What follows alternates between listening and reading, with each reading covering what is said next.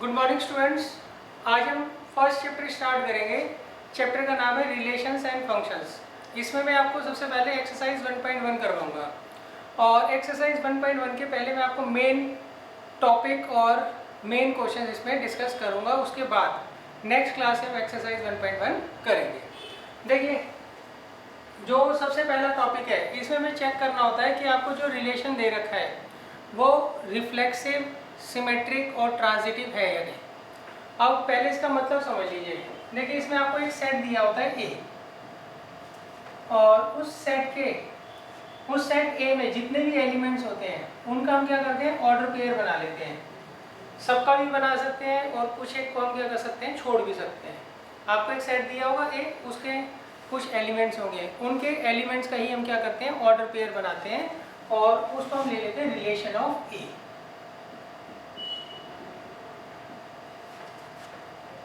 मान लीजिए सेट ए में आपको एलिमेंट्स दे रखे हैं 1 2 3 4 5 और इन्हीं के कुछ ऑर्डर पेयर आपको यहाँ पर दे रखे हैं और वो दे रखे हैं 1 1 2 2 3 3 4 4 5 5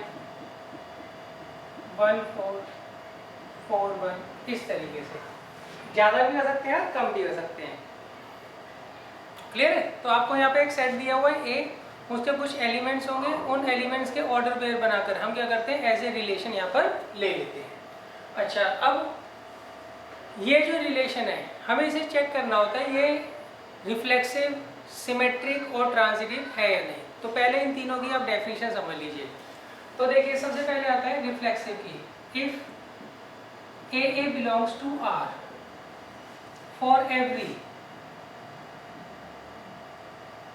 small A belongs to capital A. देखिए, इसका मतलब क्या है, इसका मतलब है अगर मान लीजिए यहाँ पर कोई भी एलिमेंट है उसको हम ए मान लेते हैं, तो यहाँ पर उसका ए का ऑर्डर पेयर जरूर होना चाहिए। जैसे यहाँ पर 1 है तो 1 1 का ऑर्डर पेयर है, यहाँ 2 है तो 2 2 का ऑर्डर पेयर है, यहाँ 3 है तो यहाँ 3 3 का ऑर्डर पेयर है, यहाँ 4 है तो यहाँ 4 4 का ऑर्डर पेयर है, यहाँ 5 है तो यहाँ 5 5 का ऑर्डर पेयर है। तो इसका मतलब यहाँ पर जितने भी एलिमेंट्स हैं उन सब का ऑर्डर पेयर यहाँ पर आपको दिख रहा है। तो इसका मतलब ये जो फंक्शन होगा, सॉरी ये जो रिलेशन होगा, ये क्या होगा, रिफ्लेक्सिव होगा। देन R इज रिफ्लेक्सिव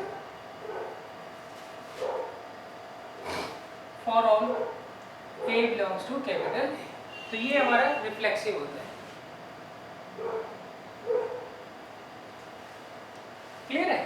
देखिए, ये कहता है, मान लीजिए आपको एक सेट दे रखा है ए, उसमें मान लीजिए एक एलिमेंट है 1, तो 1 1 का यहाँ पे ऑर्डर पेयर जरूर होना चाहिए। उसमें एलिमेंट अगर 2 है तो 2 2 का ऑर्डर पेयर जरूर होना चाहिए। यहाँ पर अगर 3 है तो 3 3 का ऑर्डर पेयर होना चाहिए। यहाँ पर 4 है तो 4 4 का ऑर्डर पेयर होना चाहिए। यहाँ 5 है तो यहाँ पे 5 5 का ऑर्डर पेयर होना चाहिए।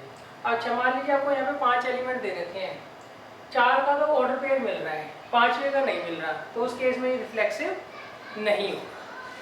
अच्छा, अब देखिए सेकंड होता है सिमेट्रिक। अब सिमेट्रिक का मतलब क्या होता है वो समझ लीजिए। सिमेट्रिक में होता है if A B belongs to R. सही। अब अगर मान लीजिए ए बी बिलोंग करता है आर से, अच्छा ये ऐसा करिए, इसको A1 A2 ले लीजिए। If A1 A2 belongs to R implies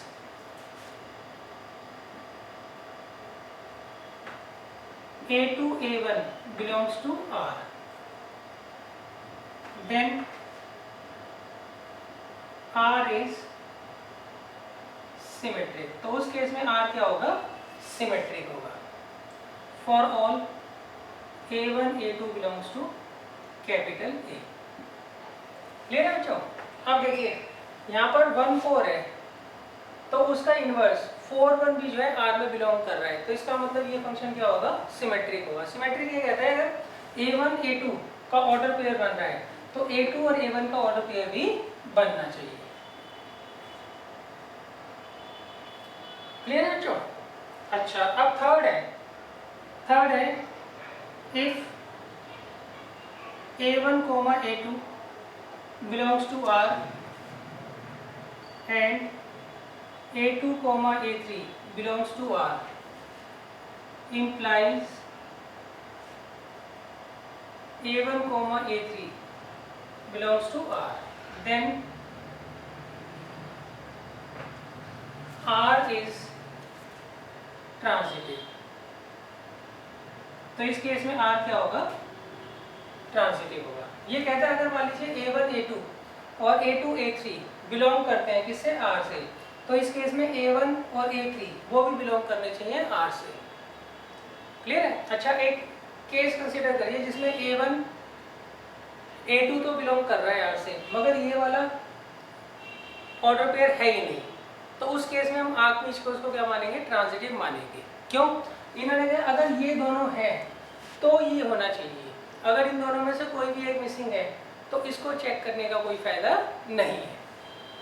तो देखिए एक बार दोबारा समझ लीजिए, अगर यहाँ पर कोई भी एलिमेंट है जिसको हम A मानते हैं, तो यहाँ पर A का अगर ऑर्डर पेयर बन रहा है तो उस केस में R क्या होगा? रिफ्लेक्सिव होगा। अब अगर मान लीजिए A1, A2 का ऑर्डर पेयर बन रहा है यहाँ पर, तो A2 और A1 का ऑर्डर पेयर भी बनना चाहिए यहाँ पर, तो उस केस में ये क्या होगा? सिमेट्रिक होगा। अब अगर मान लीजिए A1, A2 का और A2, A3 का ऑर्डर पेयर बन रहा है इन दोनों का, तो उस केस में A1, A3 का ऑर्डर पेयर भी क्या होना चाहिए? बनना चाहिए R में, तो वो क्या होगा? ट्रांजिटिव होगा। क्लियर है? अच्छा, ये जो है कंडीशनल है। कंडीशनल मतलब अगर ये दोनों हैं तो आपको ये चेक करना है। क्लियर है? अगर इन दोनों में से कोई भी एक भी मिसिंग है तो ये चेक करने का कोई फायदा नहीं, आप सीधा लिखाओगे कि वो ट्रांजिटिव है। अच्छा, अब देखिए मैं कुछ क्वेश्चंस लेता हूँ, उन क्वेश्चन से आपको मैं ये तीनों की तीनों कंडीशन समझाता हूँ। अच्छा, अगर मान लीजिए कोई रिलेशन तीनों होता है, मतलब रिफ्लेक्सिव भी है, सिमेट्रिक भी है, ट्रांजिटिव भी है, तो उस रिलेशन को हम क्या बोलते हैं? इक्विवेलेंस रिलेशन बोलते हैं। क्या बोलते हैं? Equivalence relation. अच्छा, अब देखिए मैं एक क्वेश्चन ले रहा हूँ,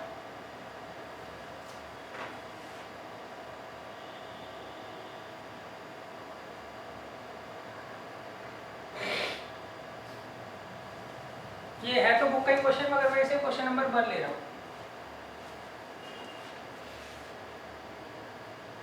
इसमें हमने कहा show that the relation are defined in the set of all triangle as are.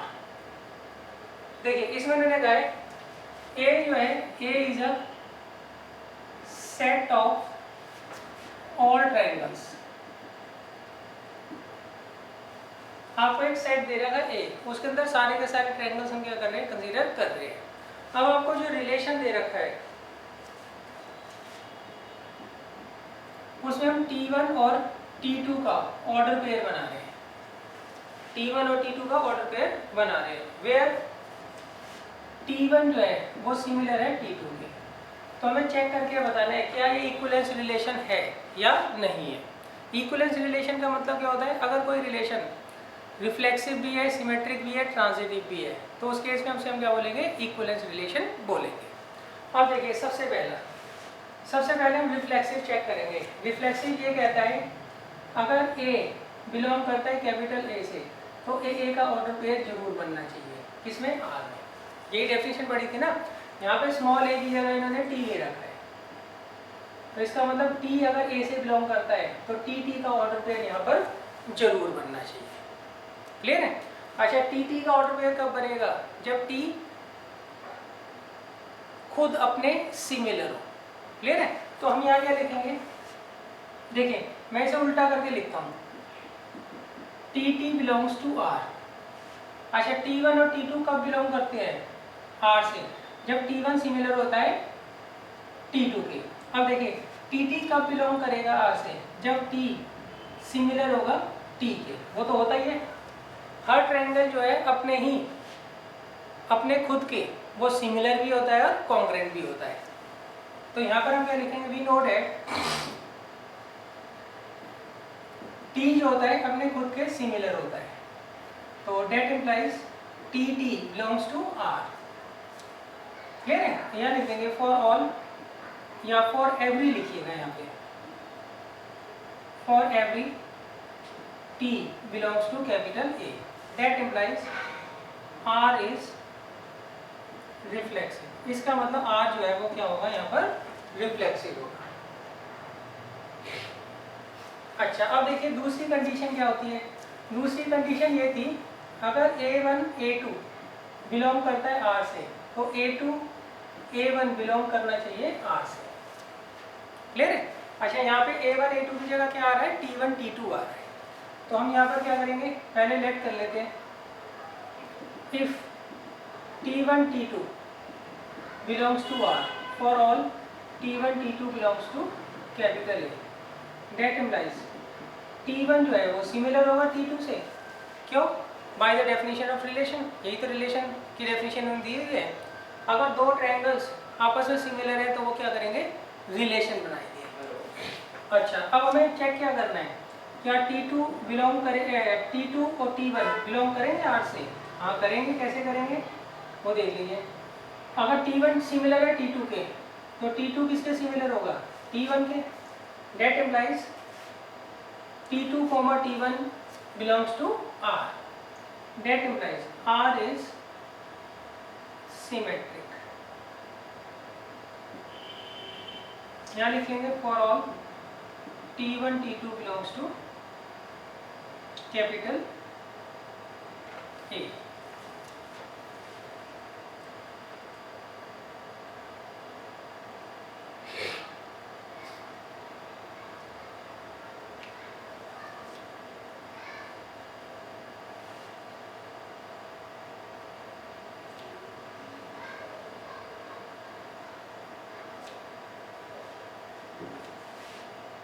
Clear है बच्चों? इसमें ना कंडीशंस आप जरूर याद कर लीजिएगा, तभी आपको जाकर ये समझ आएगा। अच्छा, अब देखिए, अब हमें ट्रांजिटिव चेक करना है। ट्रांजिटिव के लिए क्या होता है, ट्रांजिटिव के लिए होता है अगर A1 A2 बिलोंग करता है R से और A2 A3 बिलोंग करता है R से, तो उस केस में A1 A3 बिलोंग करना चाहिए R से। तो यहाँ पे A1 A2 A3 की जगह हम क्या लेंगे, T1 T2 T3। तो यहाँ पर देखिए case 3, if T1 T2 belongs to R and T2 T3 belongs to R,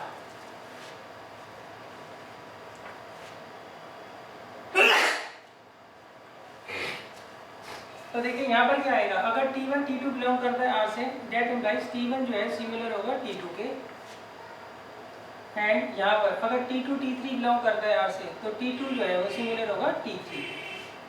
तो आप देखिए यहाँ पर T1 T2 के सिमिलर है, यहाँ पे T2 T3 के सिमिलर है, तो इसका मतलब T1 जो है वो T3 के सिमिलर होगा। जब T1 T3 के सिमिलर है तो that implies T1, T3 belongs to R for all T1 T2 and T3 belongs to capital A. That implies R is transitive. इसका मतलब R जो है वो ट्रांजिटिव हो। अब देखिए फिर एंड में लिख देंगे, ये जो रिलेशन है ये सिमेट्रिक है, ये रिफ्लेक्सिव भी है, सिमेट्रिक भी है और ट्रांजिटिव भी है। Hence it is an equivalence relation. Hence it is an equivalence relation.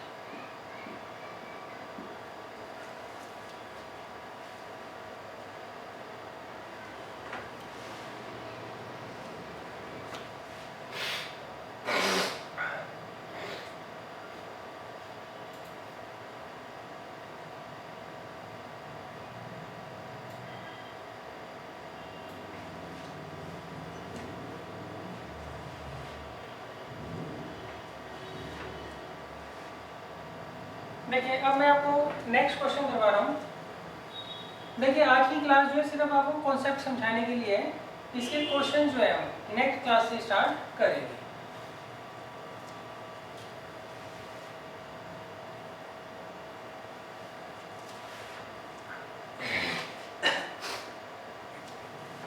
देखिए अब है क्वेश्चन नंबर 2। इसमें आपको एक सेट दे रखा है A। तो A is a set of all polygons. A is a set of all polygons. A जो है सेट है सारे के सारे पॉलीगन्स का, और R जो है रिलेशन। उसमें ऑर्डर पेयर बन रहा है P1 P2 का। अच्छा, P1 P2 कब रिलेट करेंगे R से? When P1 and P2 have same number of sides। जब P1 और P2 में सेम नंबर ऑफ साइड्स होंगी। देखिए सबसे पहले पॉलीगन समझ लीजिए। पॉलीगन एक क्लोज फिगर होती है जिसकी 2 से ज़्यादा साइड्स होती है। अच्छा, मान लीजिए ट्रायंगल है, ट्रायंगल भी एक तरह का पॉलीगन है, इसकी 3 साइड्स होती है, क्लोज फिगर होती है। स्क्वायर हो गया, रेक्टेंगल हो गया, पेंटागन, हेक्सागन, ऑक्टागन, डेकागन, ये सारे के सारे क्या होते हैं? पॉलीगन के एग्जाम्पल है। पॉलीगन क्या होती है? क्लोज फिगर होती है जिसकी मोर देन 2 साइड्स होती है। अच्छा, अब इन्होंने कहा है आपको ए जो है सेट दे रखा है सारे के सारे पॉलीगन्स का, उसकी जितनी मर्जी साइड्स हों वो हम क्या करेंगे? सेट ए में उसे हम इंक्लूड करेंगे। सही है? अच्छा, अब इन्होंने कहा है P1 P2 कब रिलेट करेंगे R से? जब उनमें सेम नंबर ऑफ साइड्स हो। जब उनमें सेम नंबर ऑफ साइड्स हो। तो अब हमें चेक करके बताना है क्या ये इक्विवेलेंस रिलेशन है। इक्विवेलेंस मतलब क्या ये रिफ्लेक्सिव है, सिमेट्रिक है और ट्रांजिटिव है। ये तीनों चीजें हमें चेक करनी है। देखिए सबसे पहले हमें ये चेक करना होता है, अगर A बिलोंग करता है, स्मॉल a बिलोंग कर रहा है कैपिटल A से, तो A का क्या ऑर्डर पेयर बनेगा R में? ये हमें चेक करना होता है रिफ्लेक्सिव में। तो इसके लिए देखिए यहाँ पर हम लिखेंगे PP बिलोंग्स टू R, ये हमें चेक करना है। अच्छा, PP कब बिलोंग करेगा R से? जब उनमें सेम नंबर ऑफ साइड्स होंगे। तो हम यहाँ लिखते हैं सीधा वी नो करके लिखते हैं हमेशा। We know that number of sides in P is equal to number of sides in P। Clear है? दोनों तरफ P है तो नंबर ऑफ साइड्स तो सेम ही होगी। तो इसका मतलब PP क्या करेगा? बिलोंग करेगा R से। For all P belongs to capital A, that implies R is reflexive। इसका मतलब R जो है वो रिफ्लेक्सिव है। क्लियर है? अच्छा, दूसरा हमारा होता है सिमेट्रिक। सिमेट्रिक ये कहता है अगर A1 A2 बिलोंग करता है R से, तो उस केस में A2 A1 भी बिलोंग करना चाहिए R से। यहाँ पर A1 और A2 किससे बिलोंग करेंगे? वो सेट A से बिलोंग कर रहे होंगे। अच्छा, यहाँ पर हम A1 A2 की जगह क्या लेंगे? P1 P2 लेंगे।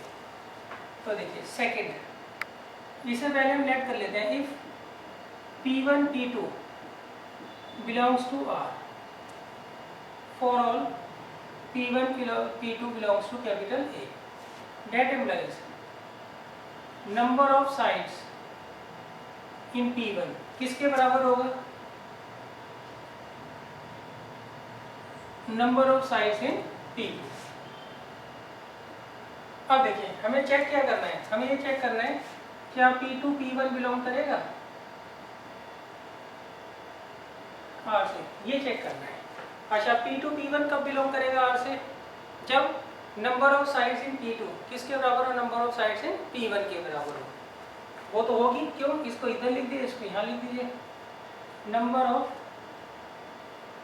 Sides in P2 is equal to number of sides in P1। Clear है? तो that implies P2 P1 belongs to R, for all P1 P2 belongs to capital A, that implies R is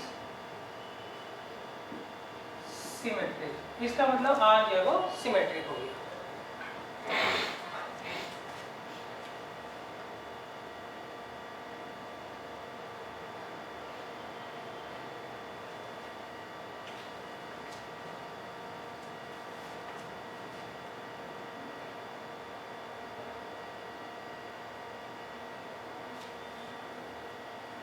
अब देखिए third part में हमें check करना है ये transitive है या नहीं।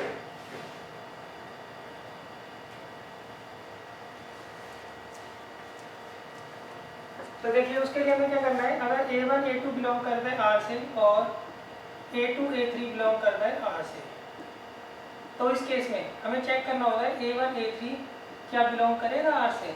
यहाँ पर A1 A2 A3 कहाँ से आएंगे? वो सेट ए के एलिमेंट्स होंगे। अच्छा यहाँ पर देखिए हमें A1 A2 A3 की जगह क्या लेना है, P1 P2 P3 लेना है। तो देखिए थर्ड केस, इसे हम लेते हैं if P1 P2 belongs to R and P2 P3 belongs to R। ये हमने क्या किया, एज्यूम कर लिया। तो अगर P1 P2 बिलोंग करता है R से, that implies number of sides in P1 किसके बराबर होगा, number of sides in P2। और यहाँ पर अगर P2 P3 बिलोंग करता है R से, number of sides in P2 किसके बराबर होगा, number of sides in P3। Clear है। अब देखिए यहाँ पे number of sides in P1 किसके बराबर है, number of sides in P2 के, और यहाँ पर number of sides in P2 किसके बराबर है, number of sides in P3 के। तो इसका मतलब number of sides in P1 और number of sides in P3 ये आपस में क्या होंगे, इक्वल होंगे। That implies number of sides in P1 is equal to number of sides in P3। इसका मतलब P1 और P3 क्या करेंगे, बिलोंग करेंगे R से। For all P1 P2 P3 belongs to capital A। तो that implies R is transitive.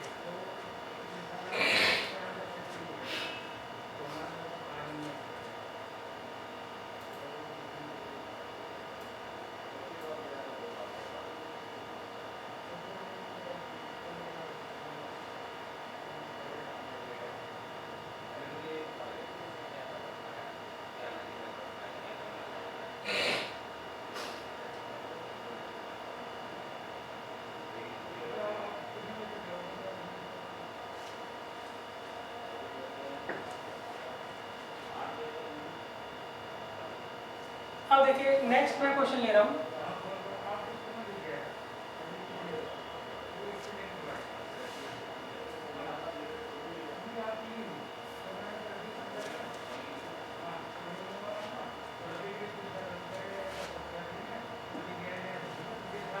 इसमें मैंने दे रखा है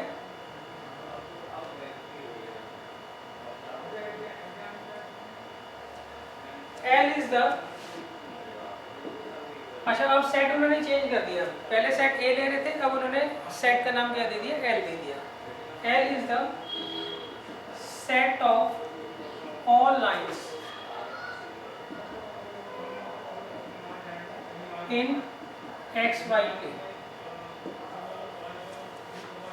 अब देखिए यहाँ पर जो रिलेशन बनाना है वो हमें लाइंस के बीच में बनाना है। अब वो कहते हैं L1 और L2 जब भी बिलोंग करेंगे R से, इफ L1 जो है वो पैरेलल है L2 के।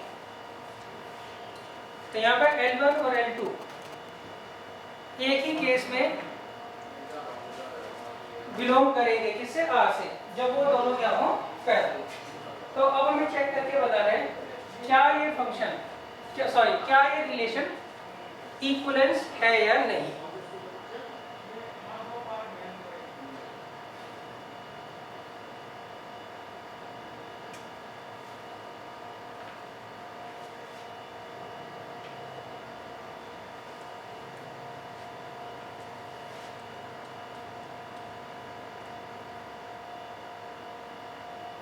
देखिए सॉल्यूशन, सबसे पहले हमें चेक करना है इक्विवेलेंस में क्या होता है बच्चों। अगर रिलेशन तीनों चीज़ें शो करता है वो इक्विवेलेंस तभी होगा जब वो रिफ्लेक्सिव भी हो, सिमेट्रिक भी हो, ट्रांजिटिव भी हो।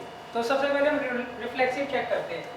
देखिए रिफ्लेक्सिव कब होता है, अगर स्मॉल a बिलोंग करता है कैपिटल A से, आपको एक एलिमेंट दे रखा है स्मॉल a, वो बिलोंग करता है कैपिटल A सेट से, तो उस केस में A का आपको ऑर्डर पेयर मिल जाए किसमें, R, तो वो क्या होता है, रिफ्लेक्सिव होता है। अच्छा अब देखिए यहाँ पर कैपिटल A की जगह सेट आ गया है कैपिटल L, और जो बिलोंग कर रहे हैं वो L1,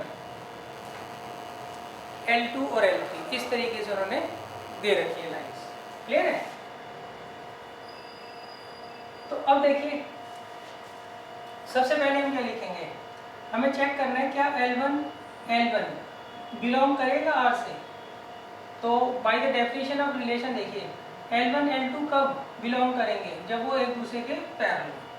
तो अब देखिए यहाँ पर हर लाइन जो होती है अपने पैरेलल होती है। वी नो दैट L1 जो है वो पैरेलल होता है L1 के, तो इसीलिए इनका ऑर्डर पेयर जो होगा वो किससे रिलेट करेगा, R से। For all L1 belongs to capital L, that implies R is reflexive. इसका मतलब R जो है वो रिफ्लेक्सिव हो गया। ये आपका फर्स्ट केस है। सेकंड केस में देखिए, सेकंड केस में वो कहते हैं अगर मान लीजिए L1 L2 बिलोंग करता है R से, तो क्या L2 L1 करेगा? अगर करेगा तो वो सिमेट्रिक होगा, नहीं तो नहीं होगा। तो यहाँ पर हम क्या करते हैं, लेट करते हैं इफ L1 L2 बिलोंग करता है R से, for all L1 L2 belongs to capital A, that implies L1 जो है वो क्या होगा, सिमिलर होगा किसके, L2 के। अच्छा अब देखिए हमें चेक क्या करना है, हमें चेक करना है L2 L1 क्या बिलोंग करेगा R से। तो L2 और L1 कब बिलोंग करेंगे R से, जब L2 सिमिलर हो L1 के। वो तो होगा ही, क्यों, जब L1 L2 के सिमिलर है तो L2 भी तो L1 के सिमिलर होगा ना। तो that implies L2 L1 belongs to R, for all L1 L2 belongs to capital L, that implies R is symmetric। इसका मतलब R जो है वो सिमेट्रिक हो गया। अब देखिए थर्ड आता है हमारे पास ट्रांजिटिव। ट्रांजिटिव पे देखिए हम क्या करेंगे, ट्रांजिटिव में हम लेट करते हैं if L1 L2 belongs to R and L2 L3 belongs to R। ये दोनों चीज़ हम लेट करते हैं और इससे प्रूव करेंगे कि L1 और L3 जो है वो बिलोंग करेगा किससे, R से। तो देखिए L1 L2 कब बिलोंग करेगा R से, जब L1 L2 के सिमिलर हो, और L2 L3 कब करेगा, जब L2 सिमिलर हो L3 के। अब देखिए L1 L2 के भी सिमिलर है और L2 L3 के सिमिलर है, तो डेट इम्प्लाइज L1 जो है वो सिमिलर हो जाएगा L3 के, दैट इम्प्लाइज L1 और L3 belongs to capital R, for all L1 L2 L3 belongs to capital L, that implies R is transitive. तो जब R तीनों चीजें हो गया तो इसका मतलब R जो होगा वो इक्विवेलेंस रिलेशन होगा। हम लिख देंगे since R is reflexive, symmetric and transitive, hence R is an equivalence relation।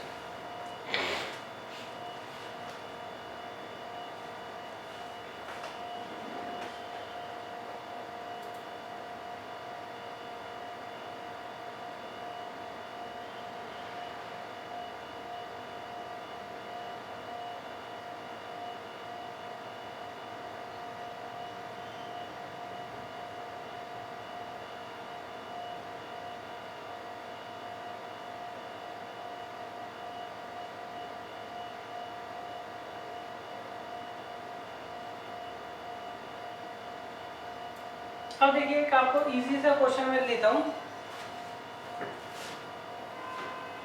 ये तो लैंग्वेज वाले क्वेश्चन थे। लैंग्वेज वाले क्वेश्चन थोड़े लेंथी होते हैं।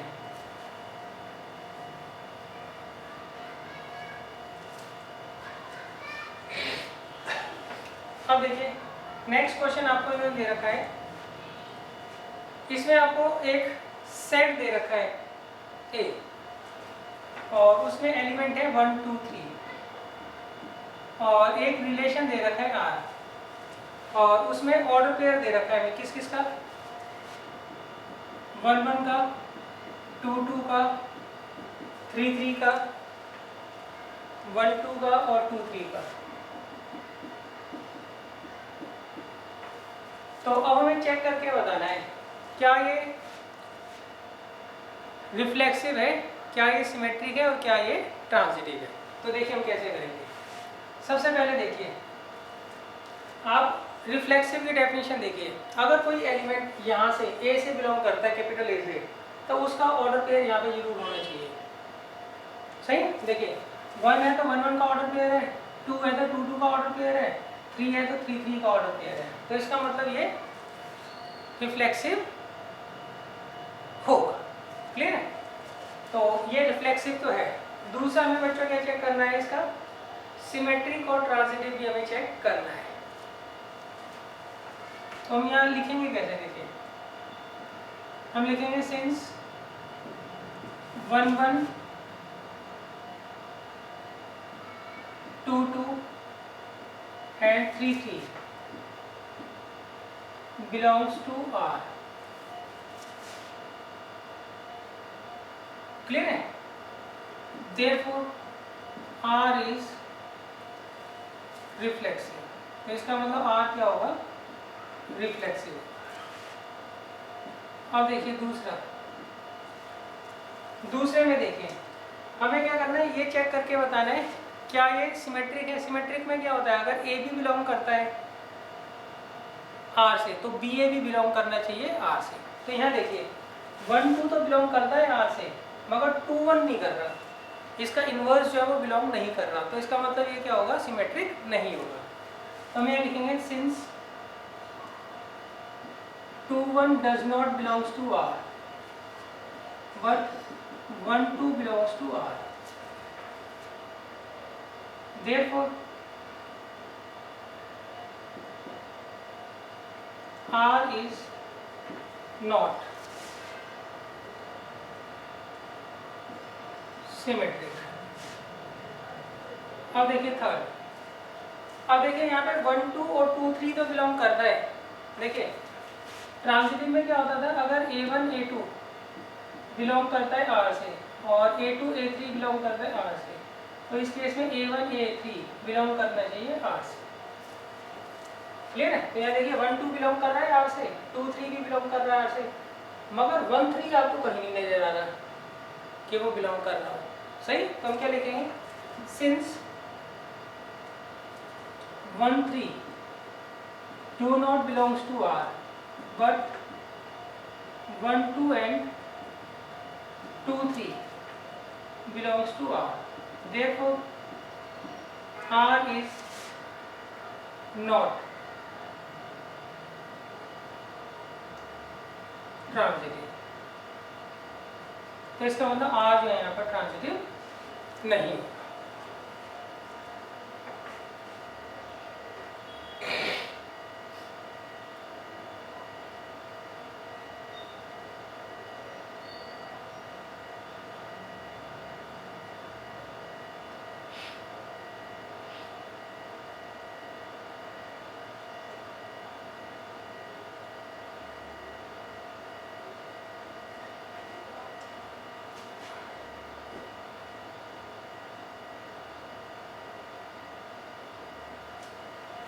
देखिए अब मैं एक और एग्जांपल ले रहा हूँ, इसे हम लाइंस को परपेंडिकुलर ले रहे हैं।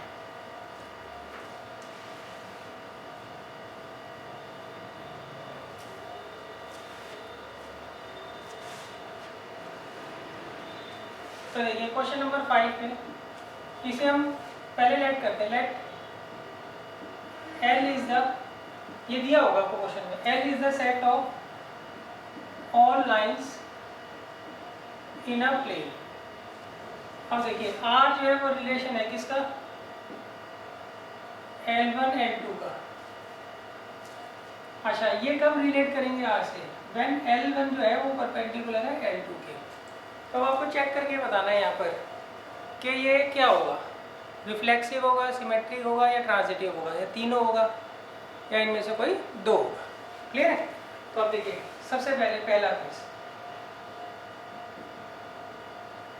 अच्छा रिफ्लेक्सिव के लिए हम क्या करेंगे, हमें ये शो करना है L1 जो है वो रिलेट करेगा R से। तो यहाँ देखिए सबसे पहले आप लिख दीजिए L1 जो है वो रिलेट करता है R से। तो इसका मतलब L1 जो है वो परपेंडिकुलर होना चाहिए ना L2 के। तो ये तो पॉसिबल है नहीं कि कोई लाइन अपने ही परपेंडिकुलर हो, ये तो पॉसिबल नहीं है ना। तो हम यहाँ क्या लिखेंगे, we know that L1 is not perpendicular to L1, therefore L1 does not belongs to R. That implies R is not reflexive, इसका मतलब R जो है वो रिफ्लेक्सिव नहीं होगा। दूसरा देखिए, दूसरे में मैंने देखा अगर L1 L2 बिलोंग कर रहे हैं R से, तो L2 और L1 भी बिलोंग करने चाहिए R से, यही चेक करते हैं ना सिमेट्रिक में। तो उसमें देखिए हम पहले लेट करते हैं, इफ L1 L2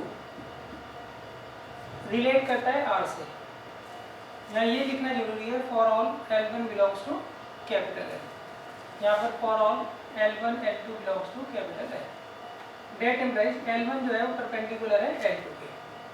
अब देखिए इसका मतलब L2 जो है वो परपेंडिकुलर है L1 के, date implies L2 L1 belongs to R, for all L1 L2 belongs to capital L, that implies R is symmetric। सही। यहाँ देखिए अगर मान लीजिए लाइन L1 है और ये L2 है, अगर L1 परपेंडिकुलर है L2 के तो इसका उल्टा भी सही है, L2 भी तो L1 के परपेंडिकुलर है ना, तो इसका मतलब ये सिमेट्रिक भी होगा। अच्छा ये रिफ्लेक्सिव तो नहीं है मगर ये क्या है, सिमेट्रिक है। अब हम देखते हैं थर्ड केस। थर्ड में मैं चेक करके बता रहे हैं क्या ये ट्रांजिटिव है या नहीं है। तो हम यहाँ पर लेंगे if L1 L2 belongs to R and L2 L3 belongs to R, तो by the definition of relation क्या आएगा यहाँ पे, L1 परपेंडिकुलर है L2 के और यहाँ पर L2 परपेंडिकुलर है L3 के। तो देखिए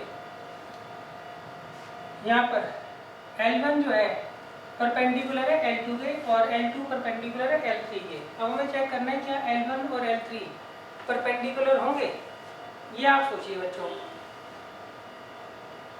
फिर मैं आपको समझाता हूँ।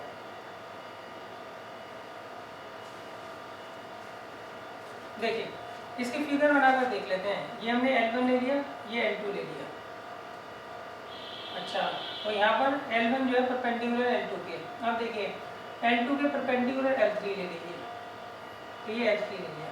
अब इस केस में देखिए L1 और L3 आपस में क्या होंगे, पैरेलल होंगे, ये कभी भी परपेंडिकुलर नहीं होंगे। तो हम यहाँ क्या लिखेंगे, date implies L1 is parallel to L3, that implies L1 is not perpendicular to L3, therefore L1 L3 does not belongs to R, that implies R is not